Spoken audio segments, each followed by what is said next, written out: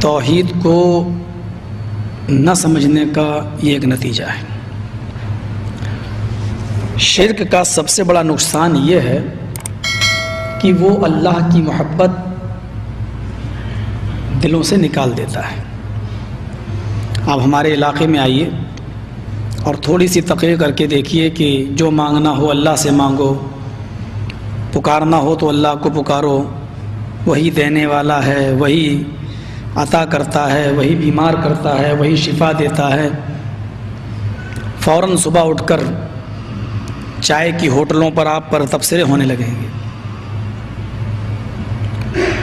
اور اس کے برعکس اگر آپ یہ بات کر کے دیکھیں کہ فلاں کے کارنامے یہ ہیں، فلاں کی کرامتیں یہ ہیں، ان کے در سے کوئی خالی ہاتھ نہیں آیا، وہاں جو پہنچتا ہے اس کو ملتا ہے، اور پھر علاقے بٹے ہوئے ہیں، اگر آپ اس طریقے کی باتیں کریں تو آپ کو جو پذیرائی حاصل ہوگی اس کا کیا کہنا۔ توحید وحد یوحد کا مصدر ہے، جس کا معنی ہوتا ہے اللہ رب العالمین کو ایک جاننا، ایک ماننا۔ سنسکرت میں اس کے مد مقابل جو لفظ آتا ہے وہ ہے ایکیشور واد۔ توحید کی ضد ہے شرک، اور شرک کو سنسکرت میں کہتے ہیں بہو ایش پوجا، بہت سے دیوی دیوتاؤں کی اور بہت سے معبودان باطلہ کی عبادت۔ چونکہ ہر نبی کی یہی ایک دعوت رہی ہے کہ ایک اللہ کی عبادت کرو۔ وَلَقَدْ بَعَثْنَا فِي كُلِّ أُمَّةٍ رَسُولًا أَنِ اعْبُدُوا اللَّهَ، ہم نے ہر امت کے اندر ایک رسول بھیجا یہ دعوت دے کر کہ ان اعبدوا اللہ، کہ تم صرف ایک اللہ کی عبادت کرو، وَاجْتَنِبُوا الطَّاغُوتَ، اور طاغوت کی عبادت سے، طاغوت کی پوجا سے بچو۔ علامہ ابن قیم الجوزی رحمۃ اللہ علیہ نے طاغوت کی تعریف کرتے ہوئے لکھا ہے کہ کل ما عبد من دون اللہ، ہر وہ چیز جس کی عبادت اللہ کے علاوہ کی جائے وہ طاغوت ہے۔ ہر وہ چیز جس کی عبادت کا مفہوم بڑا وسیع ہے، قیام بھی عبادت ہے، رکوع بھی عبادت ہے، سجدہ بھی عبادت ہے، دعا بھی عبادت ہے۔ اگر کوئی شخص اللہ کو چھوڑ کر کسی غیر کے لیے قیام کرتا ہے تو یہی طاغوت ہے، کسی غیر کے سامنے رکوع کرتا ہے تو یہی طاغوت ہے، کسی غیر کو سجدہ کرتا ہے تو یہی طاغوت ہے، اللہ کو چھوڑ کر کسی غیر سے اپنی حاجت روائی و مشکل کشائی کا سوال کرتا ہے تو یہی طاغوت ہے۔ کل ما عبد من دون اللہ، ہر وہ چیز جس کی عبادت اللہ کے علاوہ کی جائے وہ طاغوت۔ توحید کی کئی قسمیں ہوا کرتی ہیں، توحید ربوبیت ہے، توحید الوہیت ہے، توحید اسماء و صفات ہے۔ خاص طور پر توحید الوہیت کا بڑا مذاق اڑایا جاتا ہے۔ نبی اکرم کو مان لینا کوئی بڑا کمال نہیں ہے۔ آج بھی ہم ہندوستان کے اندر اگر دیکھیں، پاکستان کے اندر دیکھیں تو بڑے بڑے مستشرقین اور غیر مسلموں نے بڑی بڑی کتابیں تک لکھ ڈالی ہیں نبی اکرم صلی اللہ علیہ وسلم کی تعریف میں۔ خود مہاتما گاندھی کے وہ الفاظ ستیہ اور اہنسا کے اندر آج بھی لکھے ہوئے ہیں کہ جو لوگ چلا کرتے ہیں اور بوریا بستر لے کر گھومتے ہیں، مسجدوں میں جاتے ہیں، دعوت و تبلیغ کا فریضہ انجام دیتے ہیں، ان لوگوں کو دعوت و تبلیغ کی قطعی کوئی ضرورت پیش نہیں آئے اگر یہ لوگ جناب محمد رسول اللہ کا اخلاق اپنے اندر پیدا کر لیں، نبی اکرم کا کریکٹر اپنے اندر پیدا کر لیں۔ نبی اکرم کا اخلاق پیدا کرنے کے بعد غیر مسلم دنیا خود بخود ان کو دیکھتے ہوئے مسلمان ہو جائے گی، اسلام قبول کر لے گی۔ یہ بات مہاتما گاندھی نے لکھی ہے ستیہ اور اہنسا کے اندر، جو آج بھی موجود ہے۔ عرب کے کافر محمد رسول اللہ صلی اللہ علیہ وسلم کی امانت کے قائل تھے، صداقت کے قائل تھے، ان کو کوئی اعتراض نہیں تھا۔ ان کو اعتراض تھا تو صرف الوہیت کا. وہ اپنے 360 بتوں کو نہیں چھوڑنا چاہتے تھے.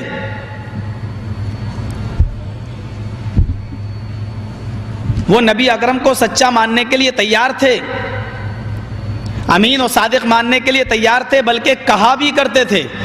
اتنا ہی نہیں بلکہ اپنی امانتیں محمد رسول اللہ کے پاس رکھا بھی کرتے تھے, اور اپنے فیصلے وہ محمد رسول اللہ سے کرایا کرتے تھے.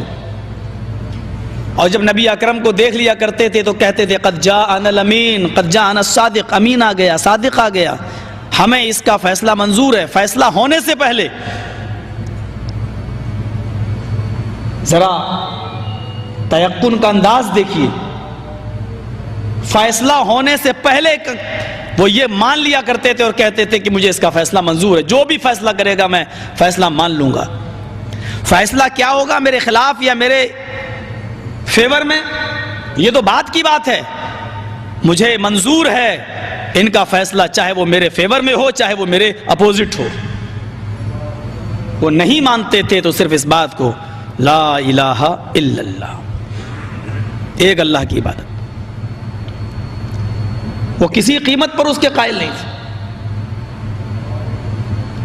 وہ یہ کہتے تھے کہ ٹھیک ہے ہم اللہ کو ماننے کے لیے تیار ہیں, لیکن ان کو نہیں چھوڑیں گے, یہ ہمارے سفارشی ہیں اور یہ ہماری دعائیں اللہ تک لے کے جاتے ہیں, یہ اللہ کے قریبی ہیں, اللہ کے ان سے تعلقات ہیں. تعلقات. ایک کتاب آتی ہے سیرت غوث پاک کے نام سے, انڈیا کی چھپی ہوئی ہے, بامبے سے چھپی ہوئی ہے. اس کے صفحہ نمبر 179 پر 179 صفحے پر ایک دلچسپ واقعہ لکھا ہوا ہے. اس سے آپ یہ دیکھیے کہ اللہ کا مقام کیا ہے اور غوث پاک کا مقام کیا ہے, اس کو آپ اندازہ لگا سکتے ہیں اس واقعے کو سن کر. جن کو غوث پاک, مجھے تھوڑی سی اجازت چاہیے, حالانکہ غوث صرف اللہ ہے. لکھا ہے کہ گاؤں کے لوگوں نے ایک بار ایک گاؤں کے مکھیا سے, جو پردھان تھا اس گاؤں کا, سرپنچ تھا, اس سے کہا کہ بارش بہت دنوں سے نہیں ہو رہی ہے اور تم گاؤں کے مکھیا بنے بیٹھے ہو. تو گاؤں کا مکھیا بولتا ہے کہ چندہ کرو, پیسہ اکٹھا کرو, میں اللہ کے پاس جاتا ہوں اور اس سے بات کر کے آتا ہوں. صفحہ نمبر 179 یاد رکھیے گا, سیرت غوث پاک حاجی علی کی درگاہ پہ مل جائے گی. تھوک کے بھاؤ بکتی ہے کتاب, قیمت بھی بہت زیادہ نہیں ہے, صرف 75 روپے انڈین کرنسی. لکھا ہے کہ گاؤں کا مکھیا لوگوں سے چندہ کر کے کہیں غائب ہو گیا. اللہ کے پاس کیا جائے گا, وہ سوچا 8-10 دن میں بارش ہو جائے گی تو لوٹ کے آ جاؤں گا, لیکن 8-10 دن تک بارش نہیں ہوئی. بہرحال وہ بیچارہ آیا, اور آنے کے بعد لوگوں نے کہا کیا ہوا, ابھی تک بارش نہیں ہوئی, آپ کی اور اللہ کے درمیان کیا بات ہوئی؟ تو گاؤں کا مکھیا کہتا ہے کہ اللہ بہت غصے میں. کہا کیوں؟ کہا وہ اتنے غصے میں ہے کہ وہ بارش نہیں ہوگی, وہ بارش نہیں کرے گا. اور اس نے مجھ سے کہا کہ تو آیا ہے میرے پاس, لوگ مجھے رب مانتے ہی کہاں ہیں, جو کچھ تو مانتے ہیں وہ غوث پاک کو مانتے ہیں, مجھے کہاں مانتے. میرے نام پہ کوئی فقیر تمہارے دروازے پہ چلا جائے کہ اللہ کے نام پہ دے دو, تو کوئی دینے والا نہیں. اور بڑے پیر صاحب کے نام پر اگر کچھ مانگ لیا جائے, عبد القادر جیلانی کے نام پر, تو 11ویں کی ڈیگے لے لو, حلوے لے لو, بریانی لے لو, وہ ساری چیزیں لوگ مجھے مانتے ہی کہاں, سب کچھ تو اس نے غوث پاک کو طلب کیا ہے. پھر کیا ہوا؟ کہا میں اللہ کو اور غوث پاک کو دونوں کو لڑتا ہوا چھوڑ کے چلا آیا. اب اگر اللہ جیت گیا تو بارش بالکل نہیں ہوگی, اور غوث پاک اگر جیت گئے تو انتظار کرو کہ 2-4 دن میں شاید بارش ہو جائے. اس واقعے سے آپ کیا اندازہ لگاتے ہیں؟ اور اسی کے 2 صفحہ الٹنے کے بعد, صرف 2 صفحہ 181 صفحے پر دیکھیں گے, لکھا ہوا ہے غوث اعظم دستگیر. اب دستگیر کا معنی دیکھیے کیا لکھا ہوا ہے. بڑے پیر صاحب نے اللہ سے کہا کہ دکھاؤ یہ 7 آسمان تو نے کیسے بنائے. میں یہ دکھلانا چاہتا ہوں شرک کے نقصانات کیا ہیں. جب شرک انسانی زندگی میں آتا ہے تو یہ اللہ کے مقام و مرتبے کو کس طرح گھٹاتا ہے. بڑے پیر صاحب اللہ سے کہہ رہے ہیں غوث پاک عبد القادر جیلانی کہ مجھے دکھلاؤ یہ ساتوں آسمان تو نے کیسے بنائے ہیں. گویا کہ یہ انجینئر تھے, سگنیچر ان کو کرنا تھے. اللہ تعالیٰ ان کو لے کے چلا. پہلا آسمان دیکھا کہا بالکل ٹھیک, دوسرا دیکھا کہا مستحسن اچھا ہے, تیسرے کو بھی پاس کر دیا. چوتھے آسمان پر جب اللہ پہنچا تو اس کو بھی پاس کر دیا کہ یہ بھی ٹھیک. چھٹے آسمان پر جب اللہ پہنچا, پانچواں چھٹے پر, تو وہاں سے اللہ کا پیر پھسلا. بڑے پیر صاحب کا پیر نہیں پھسلا, میں بولنے میں غلطی نہیں کر رہا ہوں, اللہ کا پیر پھسلا. اور چھٹے آسمان سے اللہ گرا اور وہ گر کر نیچے چوتھے آسمان پر آیا.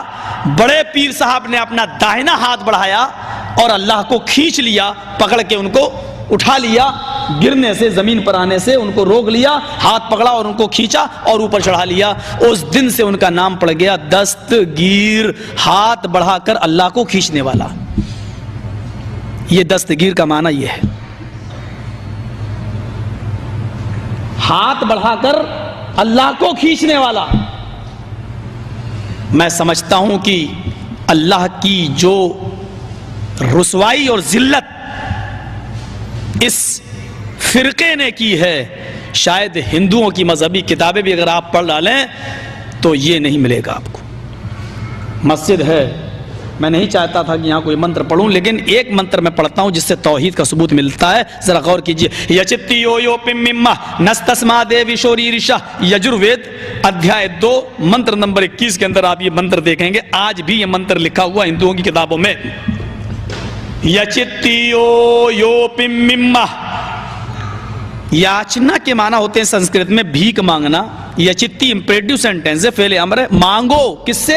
یو, اس سے. یو اس میں اشارہ بعید کے لیے آتا ہے, مانگو اس سے. اور دوبارہ جو یو آ رہا ہے یچتی یو, یو 2 مرتبہ یو آیا, دوسری مرتبہ جو یو آیا اس کا معنی ہے وہی ہے. یچتی یو یو, مانگو اس سے وہی ہے. پم مما, جو تمہاری جھولیوں کو بھرتا ہے, جو تمہیں سب کچھ دیتا ہے, وہی ہے جو تمہیں دینے والا ہے. نستسما دیوی شوری رشا, نستسما دیوی شوری رشا, نہیں ہے کوئی اس کے علاوہ جو تمہاری جھولی جو تمہیں کچھ بھی دے سکے. نستسما, نہیں ہے کوئی, دیوی شو دیوی دیوتا, ری رشا جو تمہیں کچھ بھی دے سکے. اس کے علاوہ کوئی بھی دیوی دیوتا ایسا نہیں جو تمہیں کچھ بھی دے سکے. ہندو مذہب کی کتابوں میں آج تک یہ توحید ملی ہے. وہ الگ بات ہے کہ ان کے ہاں ویدوں میں ان کے ہاں جو بتوں کی پوجا کی جاتی ہے, مورتیوں کی. حالانکہ ہندو دھرم میں جو 2 گروہ ہیں, ایک آریہ دھرم ایک سناتن دھرم, آریہ دھرمی لوگ بتوں کی اور مورتیوں کی پوجا کے قائل نہیں ہیں. صاف لکھا اوم نراکارم مستی نیاکارم, وہ نراکار ہے, اس کا کوئی آکار نہیں. وہ اسٹیچو ہے, اس کا کوئی اسٹیچو نہیں ہے. اوم نراکارم, وہ نراکار ہے, اس کا کوئی آکار نہیں ہے, اس کی کوئی شکل ہی نہیں ہے. اسی کو قرآن نے یہ کہہ دیا لیس کمثلہ شیء, اللہ کے مثل کوئی چیز نہیں ہے, اس کے مثل کوئی چیز ہے ہی نہیں. ان کے ہاں جو مورتیاں رکھی ہوتی ہیں وہ مورتیاں بھگوان نہیں مانتے. وہ یہ کہتے ہیں یہ بھگوان کا, یہ رب کا روپک ہیں. یعنی ہم یہ تصور کر لیتے ہیں کہ گویا میرا اللہ میرے سامنے, حالانکہ وہ رب نہیں مانتے ان کو بھی. جیسے آپ یہ کہتے ہیں کہ ہم ان کو صرف بزرگ مانتے ہیں, اللہ نہیں مانتے, یہ ہماری دعائیں لے کر اوپر جاتے ہیں. ذرا تصور تو کرو, مولانا ابوالکلام آزاد کی زندگی پر مولانا ابوالکلام آزاد لکھتے ہیں, نقوش ابوالکلام آزاد دیکھو, وہ لکھتے ہیں کہ میرے گھر میں میرا باپ جو تھا وہ بالکل مشرک تھا, اور میرے اپنے گھر میں میری حیثیت یہ تھی جیسے ابراہیم کے گھر میں آزر, آزر کے گھر میں ابراہیم. جیسے آزر کافر تھا اور ان کے گھر میں ابراہیم موحد توحید پرست تھے, ایسے ہی میری حیثیت سمجھو جیسے آزر کے گھر میں ابراہیم کی حیثیت تھی وہی میرے گھر میں. ابوالکلام آزاد کے باپ کا عقیدہ جانتے ہو کیا تھا؟ اتنا مشرکانہ عقیدہ تھا, شاید کسی کا یہ عقیدہ. ہم کہتے ہیں کہ ہمارے بہت سے آج اس مسلک سے اپنے نام کو جوڑنے والوں کا بھی عقیدہ نہیں ہوگا. مولانا ابوالکلام آزاد کے باپ برجستہ یہ شعر پڑھا کرتے تھے جو نقوش ابوالکلام آزاد کے اندر لکھا ہوا ہے, سب کا خدا خدا ہے ہمارا خدا محمد. ابوالکلام آزاد کے باپ کا عقیدہ یہ تھا سب کا خدا خدا ہے، ہمارا خدا محمد. لیکن ابوالکلام آزاد کا عقیدہ یہ نہیں تھا. انہوں نے توحید کی دعوت دی، شرک کا کاٹ کیا، اپنے باپ کے خلاف علم بغاوت بلند کیا، اور نتیجہ یہ نکلا. جو لوگ انڈیا سے وابستہ ہیں ان کو اچھی طرح معلوم ہوگا کہ مولانا ابوالکلام آزاد خطیب الہند کا مزار آج بھی دہلی کی جامع مسجد کے اندر موجود ہے. لیکن اس مزار کی حیثیت کیا ہے؟ اس مزار کی حیثیت کیا ہے؟ تالا پڑا ہوتا ہے، کتے اوپر سے دیواروں سے چڑھ کے اندر گھس جاتے ہیں. اس مزار کا کوئی جھاڑو لگانے والا بھی نہیں ہے، اس مزار پر کوئی جھاڑو لگانے والا بھی نہیں، کتے پیشاب و پائخانہ کر کے چلے جاتے ہیں. اگر مولانا ابوالکلام آزاد کا عقیدہ وہی ہوتا جو ان کے باپ کا عقیدہ تھا تو آج ان کی قبر پر عطر چھڑکایا جا رہا ہوتا، گلاب پڑ رہے ہوتے، پھول برس رہے ہوتے، اور ایک سے ایک عمدہ چادریں چڑھ رہی ہوتی. چونکہ ان کا عقیدہ یہ نہیں تھا اس لیے آج ان کے مزار کی حیثیت ہے، ان کے قبر کی حیثیت ہے. میرے پیارے ساتھیو، یہی چیز تو مجھے آپ کے سامنے رکھنا ہے کہ توحید کیا ہے. انہوں نے اس بات کو سمجھا تھا سب سے بڑا گناہ اللہ کو چھوڑ کر کسی غیر کو پکارنا ہے. اٹھائیے وہ حدیث جس کو امام بخاری کتاب الکبائر کے اندر لے کے آئے. حدیث کے الفاظ اس طرح ہیں: وعن عبد اللہ ابن مسعود رضی اللہ تعالی عنہ قال قال رجل یا رسول اللہ ای الذنب اکبر عند اللہ قال ان تدعو للہ ندا وهو خلقک. اس حدیث کو امام بخاری کتاب التوحید میں بھی لائے. حضرت عبداللہ ابن مسعود فرماتے ہیں کہ اللہ کے نبی صلی اللہ علیہ وسلم کے پاس ایک شخص آیا اور آتے ہی اس نے کہا ایو ذنب اکبر عند اللہ، اللہ کی نظر میں سب سے بڑا گناہ کون سا ہے؟ اللہ کی نظر میں سب سے بڑا گناہ کون سا ہے؟ سوچنا نہیں پڑا، جواب نہیں دینا پڑا. جناب محمد رسول اللہ صلی اللہ علیہ وسلم کا جواب سنو. آپ نے فوراً کہا ان تدعو للہ ندا وہو خلقک، اللہ کو چھوڑ کر کسی ایسی ہستی کو پکارنا حالانکہ اس نے تمہیں پیدا کیا ہے. اللہ کو چھوڑ کر کسی ایسی ہستی کو پکارو حالانکہ اس نے تمہیں پیدا کیا. اپنی حاجت روائی و مشکل کشائی کے لیے کسی غیر کو پکارنا یہ سب سے بڑا گناہ بتایا ہے جناب محمد رسول اللہ صلی اللہ علیہ وسلم. اس حدیث کو بھی اٹھاؤ جس کو امام بخاری کتاب التوحید میں لائے. اجتنبوا السبع الموبقات قالوا وما ہن یا رسول اللہ، 7 ایسے گناہوں سے بچو جو تمہیں تباہ و برباد کر کے رکھ دیتے ہیں. پوچھا وہ کون سے گناہ ہیں؟ ان میں سب سے پہلا جو گناہ اللہ کے نبی بیان فرماتے ہیں وہ گناہ ہے الشرک باللہ، اللہ کے ساتھ دوسرے کو شریک کرنا، سب سے بڑا گناہ.